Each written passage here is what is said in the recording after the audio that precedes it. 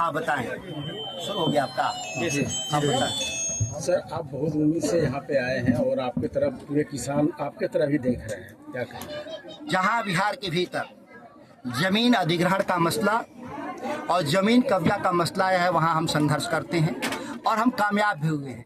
वो भारतमाला परियोजना में जब सड़क बन रही थी, सरकार आधी दाम पे जमीन खरीद रही थी, वहाँ भी हम लोगों ने जोरदार प्रयास से किसानों की जमीन का दाम 2.5 गुना दिलवाने का काम किया। वो बक्सर का हो, कैमूर का, रोहतास का हो, या भी हाल ही में देख रहे होंगे मोतिहारी पिपरा कोठी में भू माफिया सांसद राधा मोहन सिंह के द्वारा अवैध तरीके से सरकार के प्रयास से जो जमीन कब्जा हो रही थी, वहाँ पर भी हम लोगों ने खड़ा होकर के उसका विरोध दर्ज किया। यहाँ भी ये हमारा जो बांका का जो 1400 एकड़ जमीन अधिग्रहित करने का जो संकल्प सरकार ने ली है बिना पैसे का, ये लूट है। इस लूट के खिलाफ हम लोग सदन से लेकर सड़क तक, कोर्ट तक हम लोग लड़ेंगे और किसानों को, आदिवासियों को न्याय दिलवाएंगे। सर, इस क्षेत्र में जहाँ जहाँ आदिवासी लोग हैं वहीं पे इस जमीन के कब्जा के लिए सरकार एक सोच बना रखी है, चाहे किसी भी क्षेत्र में। हमारे जो आदिवासी हैं, जो इस जमीन के और धरती की जो मालिक हैं, अब सरकार और इन्हीं के वोट से सरकार बनी, अब इनसे कागज मांग रही है।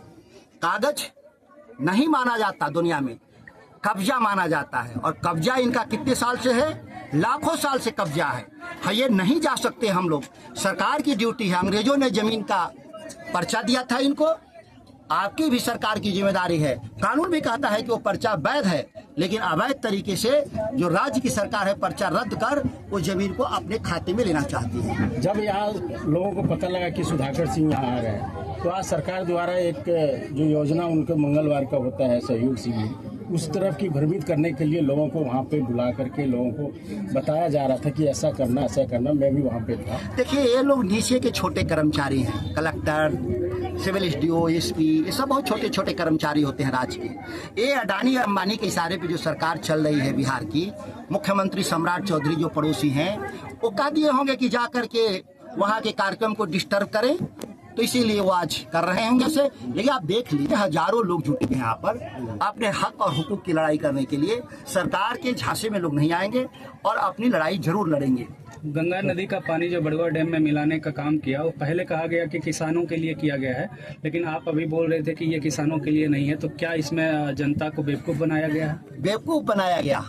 गंगा का पानी बड़वा में आएगा, जिस दिन आएगा भी उस दिन गंगा के पानी के बाद जो बचा हुआ पानी है लोकल जो बड़ुआ का, यह भी पानी लूटेंगे लोग। इनको जमीन लूटने के लिए आए हैं। ध्यान दीजिए, पानी नहीं, पानी तो वही है। जब गंगा से आप पानी लाएंगे तो वहीं पर पावर प्लांट लगा लें।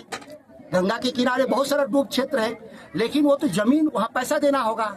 ये मुफ्त में जमीन लूटने के लिए आए हैं, इतना ही ध्यान दीजिए। कोई यहाँ पे विकास के लिए नहीं आए हैं, फ्री में जमीन लेने के लिए आए हैं। कितना इफेक्ट कर सकता है अगर पावर प्लांट यहाँ लगता है, तो कितना एरिया को? देखिए, पूरा जंगल कटेगा, नदियों का पानी कब्जा करेंगे, डिस्चार्ज जो करेंगे यूरेनियम वाला जो पानी डिस्चार्ज करने के लिए इनके पास कुछ है नहीं।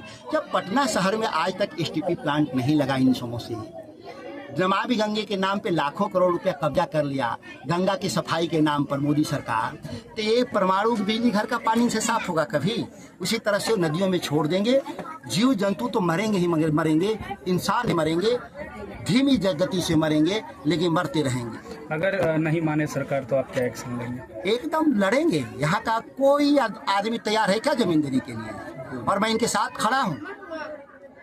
कोर्ट भी जाएंगे, पार्लियामेंट तो मैं जाऊंगा ही जाऊंगा, और सड़क पर भी उतरेंगे और पटना को भी घेरेंगे। सर, चुनाव के समय में आप ही लोग सरकार को घेरते थे कि रोजगार और फैक्ट्री के लिए। सर, अब जब फैक्ट्री खुल रहा है सर, तो आप लोग विरोध। बड़ा अद्भुत आदमी है। हम फैक्ट्री खोलने की बात कहे थे कि जमीन कब्जा करने के लिए बात किए थे सरकार का। आपको अंतर इतना नहीं समझ में आता है? मुफ्त में कैसे जमीन दे देंगे? पैसे पर देंगे, खरीद कर ले लें। मुआवजे की तो बात हो रही है। कहाँ मुआवजा? यहाँ तो जमीन का सारा पर्चा रद्द कर दिया गया। कहा जा रहा है जंगल विभाग है, ये कहा जा रहा है गर्मजरुआ है। इतनी भी जानकारी नहीं है पत्रकार महोदय, थोड़ा ठीक से देख ले कागज। यहाँ मुफ्त में लूट रहे हैं लोग, पैसे नहीं दे रहे हैं। अब भी मैं कह रहा हूँ कि बिजली घर लगाओ, पटना को उजाड़ कर। हम कहाँ मना कर रहे हैं? पटना का मुख्यमंत्री ऑफिस हटाओ और बिजली घर लगाओ, ये एरिया सुधाकर जी आपने पूरा बांका से लेकर के कटोरिया होते हुए रघुनाथपुर पंचायत पहुंचे, परमाणु ऊर्जा केंद्र ना लगे क्या? नहीं, एक बात को बड़ा भ्रम मत पाले। नहीं। परमाणु ऊर्जा घर लगे ना पटना में जी। मैंने कहा एक पटना में लगाओ ना। जी सर, मेरी क्वेश्चन थोड़ा पूरा होने दीजिए। आप यहाँ पूरा एरिया भ्रमण किए, क्या लगता है यहाँ पर कौन सा प्लांट लग सकती है? ठीक है, परमाणु ऊर्जा केंद्र ना लगे, कोई ऐसा यहाँ प्लांट नहीं। जी। पर दोगुना आमदनी करने के लिए कानून तो बना दो पहले हमारा कानून बन जाएगा तो मेरी आमदनी ही दोगुना हो जाएगी, हमारी बेरोजगारी ऐसे ही खत्म हो जाएगी, पलायन हमारा ऐसे ही खत्म हो जाएगा। आप फूड प्रोसेसिंग की यूनिट लगा सकते हैं, सर्विस सेक्टर के लिए लगा सकते हैं, आप कॉल सेंटर बड़े बड़े बनाए, आप बनाए ना, कौन रोक रहा है? यही देवघर में एयरपोर्ट है, देवघर में एम्स है, अब क्यों नहीं वहाँ पर सर्विस सेक्टर? पूरी दुनिया की अर्थव्यवस्था में 60% तो सर्विस सेक्टर है और 20% एग्रीकल्चर है। आप 80% का छोड़ करके आप 20% मैन्युफैक्चरिंग इंडस्ट्री मैन्युफैक्चरिंग, दुनिया में कितना काम है इसका? 20%। आप 20% पर जमीन लूटने के लिए खाली खड़ा हुए हैं। सेमीकंडक्टर के बारे में काफी सारी चर्चाएं चल रही थी बांका में, क्या सेमीकंडक्टर यहाँ पर लग सकती है? एकदम लग सकता है, ये तो बड़ी अच्छी बात है, लेकिन सुनाई तो नहीं दे रहा है कि कोई बिहार में सेमीकंडक्टर प्लांट बन